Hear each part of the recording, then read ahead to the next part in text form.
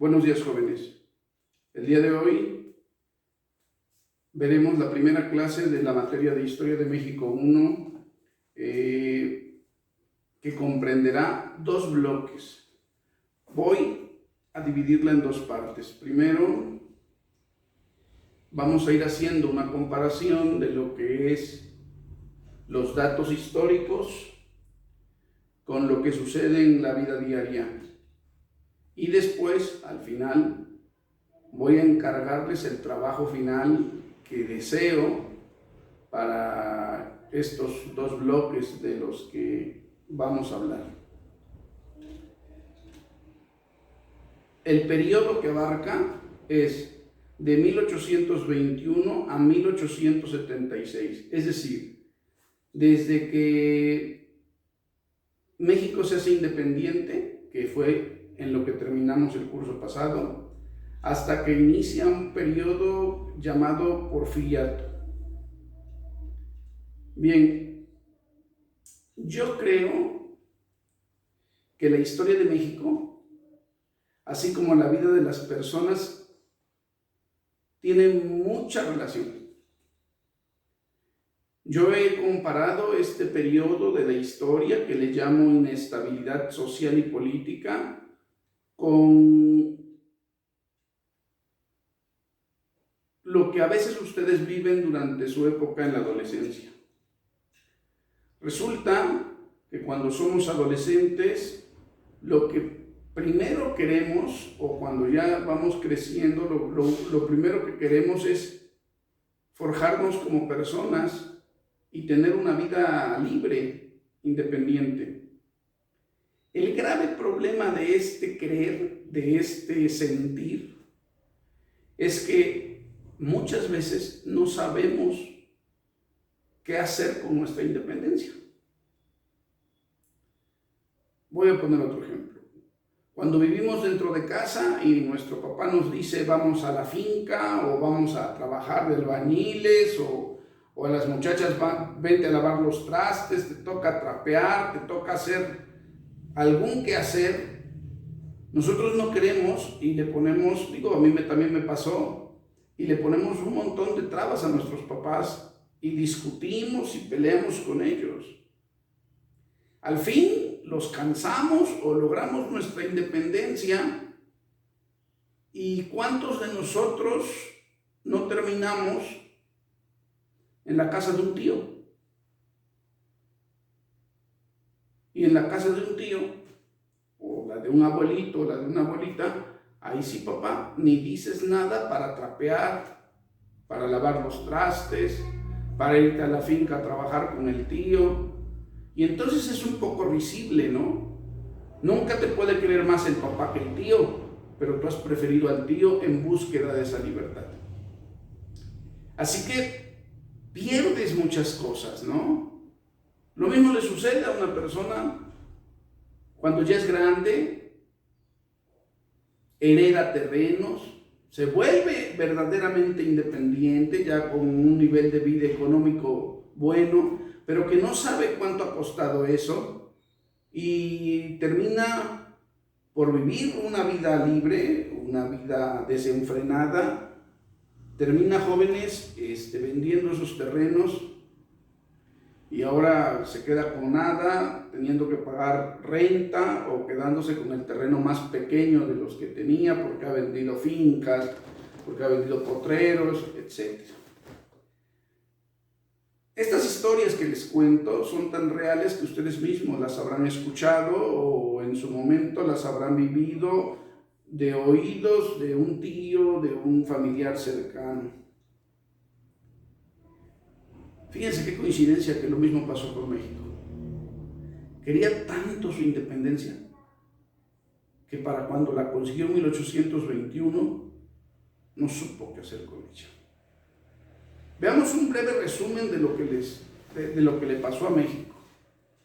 1821, México logra su independencia, entra el ejército trigarante, y aquellos hombres que lucharon por esta independencia, por eso Adolfo Gili les dice revoluciones inacabadas las de México, y aquellos hombres que lucharon por una independencia, por una vida diferente, no sometida al gobierno español, como Miguel Hidalgo, José María Morelos y Pavón, el mismo Francisco Javier Mina, el mismísimo Vicente Guerrero, que ahorita lo vamos a mencionar,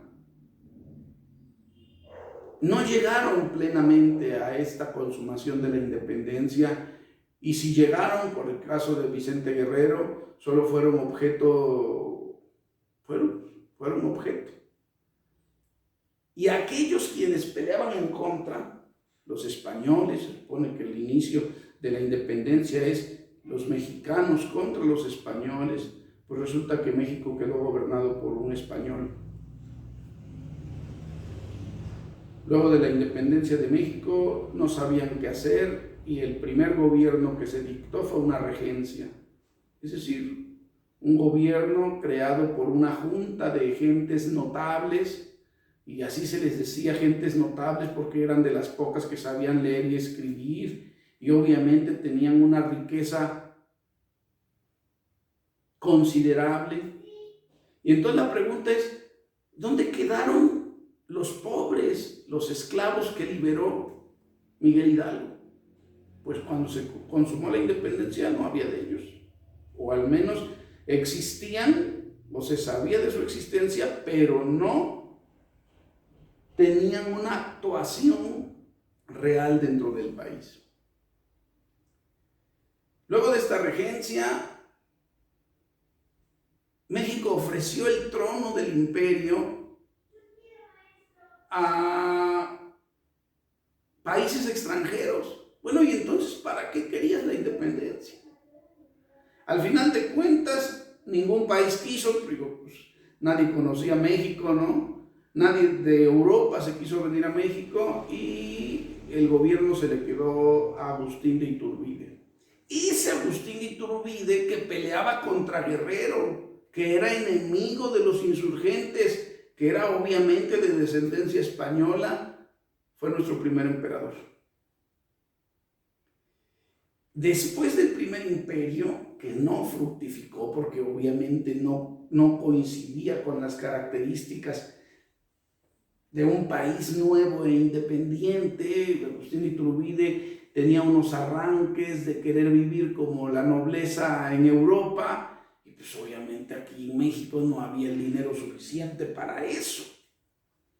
Así que duró un año en el cargo, lo destituyeron, se nombró otra junta y luego se mandaron a elecciones.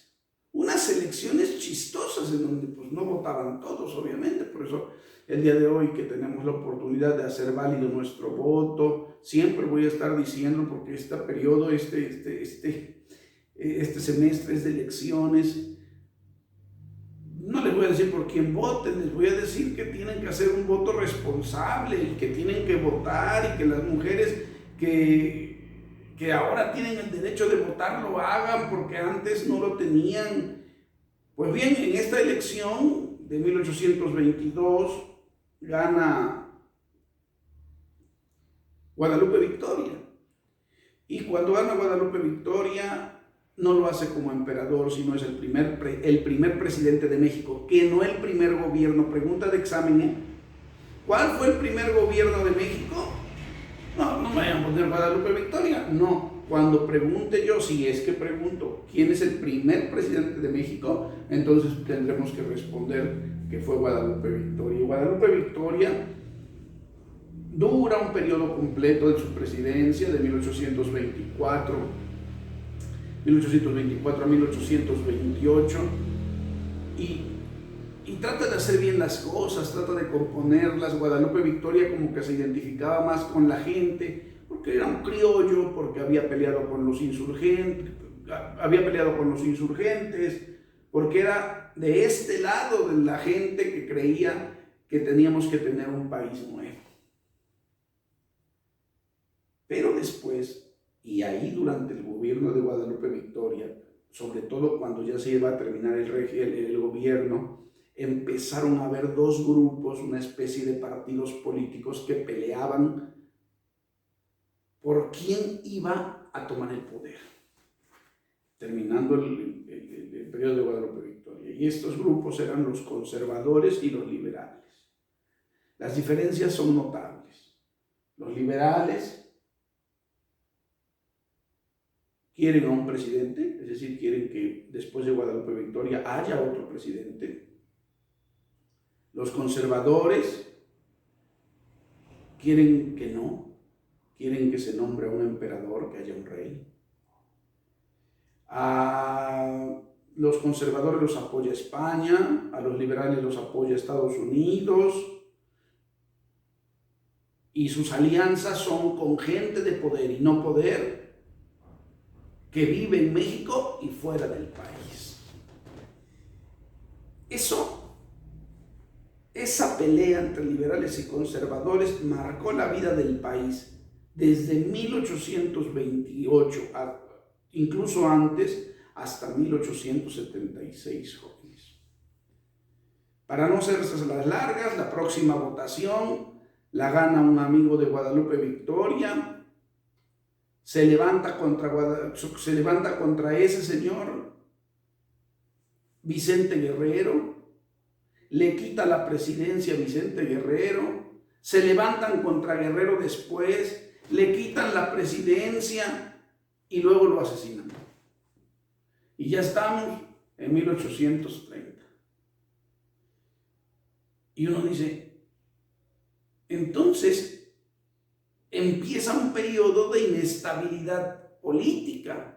Sí, jóvenes, desde 1828 hasta 10 años después, más todavía, 1876, este periodo es de un intercambio de presidentes enorme. Después de la figura de Guadalupe Victoria y todas estas cambios de presidentes, surge otra figura de la que hay que hacer mención por el peso que tiene. Muy pronto, en 1828, aparece la primera intenta de recuperación de los españoles que todavía vivían en una islita que se llama San Juan de Ulúa, en un reducto de Veracruz, e intentan reconquistar México. Pero, para sorpresa de todos, ahí surge el nombre de otro personaje muy importante en la historia de México, y este es Antonio López de Santana. Y don Antonio López de Santana va a combatir a los españoles, les gana, y entonces se vuelve como una figura mítica, como un héroe. Y gracias a eso se le empieza a ver, primero como gobernador de Veracruz, y después como un candidato firme a irse a la presidencia de México. Pues no para Antonio López de Santana hasta que es presidente. Y luego hablar de Antonio López de Santana políticamente es una batalla terrible, porque Antonio López de Santana a veces es conservador, a veces es liberal. A veces hace leyes en contra de los conservadores y a veces le cede terreno a los conservadores. A veces gana batallas y muchas veces las pierde. Si bien es cierto que les ganó a los españoles, después les ganó a los franceses, también es cierto que perdió contra Estados Unidos, Texas, Alta California y Nuevo México, en un periodo de la historia de México que le cuesta todavía al país asumir. Es decir, por mucho tiempo el país, después de haber perdido más de la mitad del territorio nacional, quedó con una idea de inferioridad. Todavía hay personas que se sienten inferiores, jóvenes, no entienden por qué, porque es una herencia cultural que se trae arrastrando desde que los españoles conquistaron a los aztecas, y después desde que los españoles conquistaron a los aztecas, y después cuando los Estados Unidos se apropiaron de más de la mitad del territorio nacional. Y esta tristeza, yo cada vez que cuento esto me enoja. Se parece mucho a las historias que les he contado acerca de personas comunes, ¿no? Las que al no saber qué hacer con su libertad, pues pierden sus terrenos. Al no saber qué hacer con su libertad, pues se van con otro que obviamente es peor que el papá. Con esto no quiero decir que México estaba bien con España, no, es que había que ser libre y uno tiene que pugnar siempre por la libertad, pero tiene uno que tener un plan sobre qué hay que hacer con esa libertad. Bueno, ya al último, después de haber perdido más de la mitad del territorio nacional, se levantan contra Santana en un plan que se llama Yutla, varios personajes, líderes ya en el país, que lo destituyen y que le dicen: Santana, no más. Pobrecito de Santana, se tuvo que ir fuera del país, y cuando regresó, Santana solo regresó a morir, pobre, abandonado, sin nada. Pues Santana es bien importante porque era parrandero, mujeriego y jugador, como dijeran, ¿no? Y a este Santana se le conocen muchas historias aquí en Jico, en Izhuacán de los Reyes, porque este hombre viajaba desde México hasta su rancho, su hacienda que tenían en el Encero, aquí en Jalapa, para visitar sobre todo a sus mujeres, echarse un juego de cartas o de gallos que le encantaban, y pues echarse unas también, ¿no? Toda esta vida que llevó Santana lo llevó seguramente al desprestigio político, al desprestigio social y obviamente al desprestigio económico, ¿no? Santana verdaderamente terminó solo, pobre y en condiciones muy malas, muy feas. Después del periodo de Santana, Ignacio Comonfort tiene a bien tomar el poder y ahí empieza a vislumbrarse o a escucharse otro personaje que va a marcar la historia del país.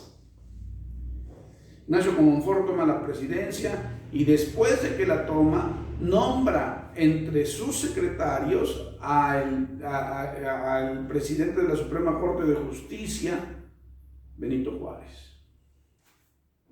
Y Benito Juárez ya se vislumbraba como serio candidato, ¿no?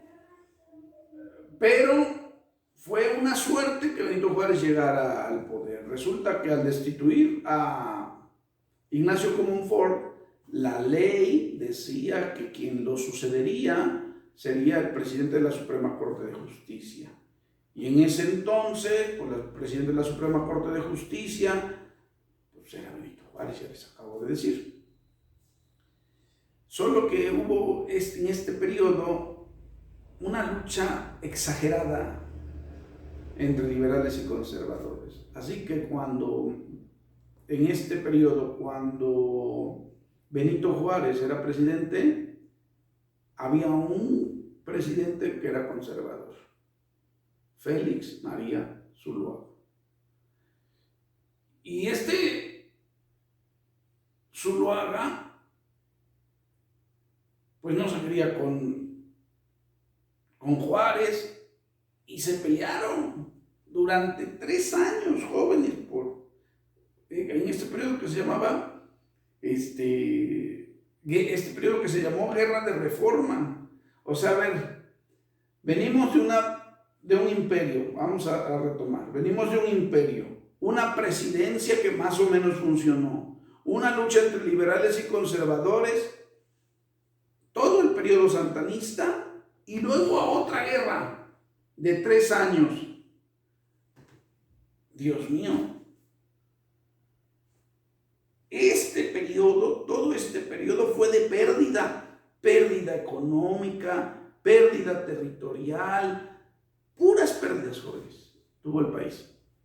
Y entonces desgaste social, y todo este periodo, y ya llegamos a la Guerra de Reforma, que si bien es cierto, unos propugnaban por un rey y los otros propugnaban por un presidente. Yo creo que a México se le ha olvidado que lo más importante es el país, no andarse peleando unos con otros.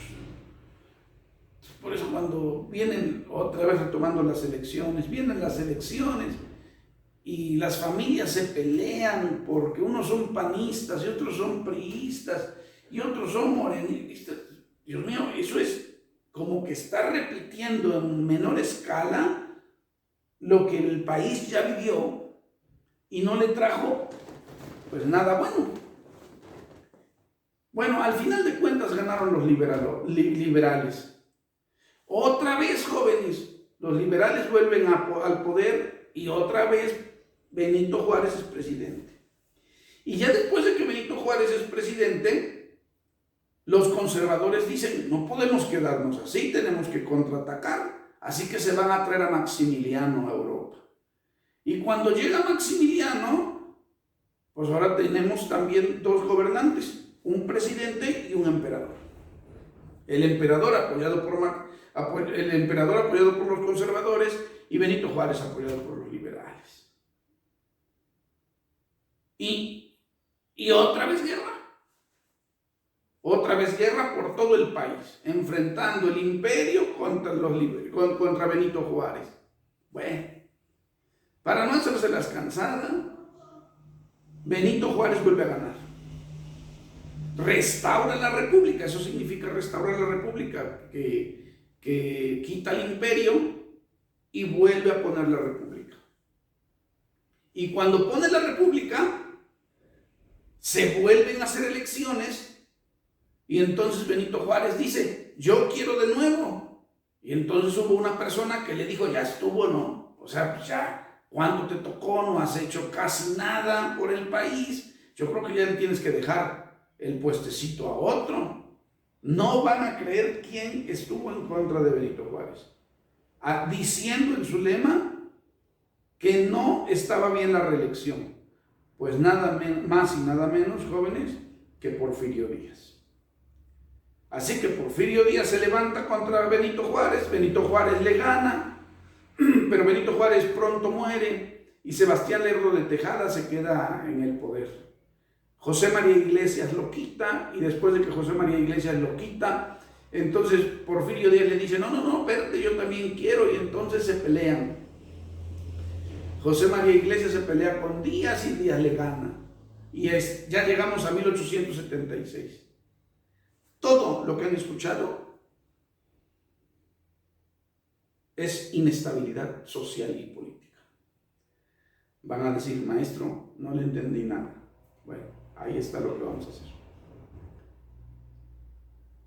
Yo les voy a mandar toda esta línea de tiempo para que ustedes la revisen, para que ustedes la comprendan, vean de nuevo el video, y yo les acabo de dar las partes sumamente importantes, digo las partes más importantes. Esta línea de tiempo que les voy a mandar en un documento de Word, ustedes la tienen que leer, van a elegir, así como yo escogí ahorita, las fechas más importantes, los acontecimientos más importantes, y me los van a poner en una línea de tiempo.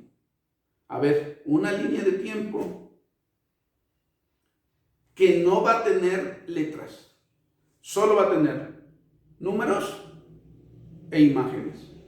Por ejemplo, si me van a hablar de 1876, que ya es el porfiriato, entonces me van a poner 1876, no le van a poner nada de nombre, nada más le van a poner la figura de Porfirio Díaz, ¿no? Que si la guerra de los pasteles, bueno, pues le van a poner 1848 y unos pasteles y una bandera francesa con una bandera mexicana aquí. Por ejemplo, que si me dicen el primer imperio, entonces le van a poner primer imperio, la fecha, o sea, le van a poner una especie de título, si quieren, les voy a permitir que le pongan una especie de título. Primer imperio, 1822, primer imperio, y la figura de Agustín de Iturbide, ¿no? Este trabajo, jóvenes, van a tener toda esta semana toda esta semana y la mitad de la otra. Es decir, el trabajo yo lo espero para el día miércoles de la siguiente semana. Discúlpeme, ahorita no, estamos a primero, creo. Primero, 1, 2, 3, 4, 5, 6, 7, 8, 9, 10, 11. Como para el 11, bueno, es el miércoles de la próxima semana. Será 11 o 10 de la próxima semana, en donde me entreguen. Ya saben, tienen hasta las 12 de la noche para podérmelo entregar. Yo espero les guste esto, se sensibilicen con todos estos problemas que acabamos de ver que tuvo el país y vean que cuando uno quiere la independencia, jóvenes, tiene uno que saber qué vamos a hacer con ella. Espero les haya gustado la clase. Nos vemos la próxima semana. ¿Sale? Gracias.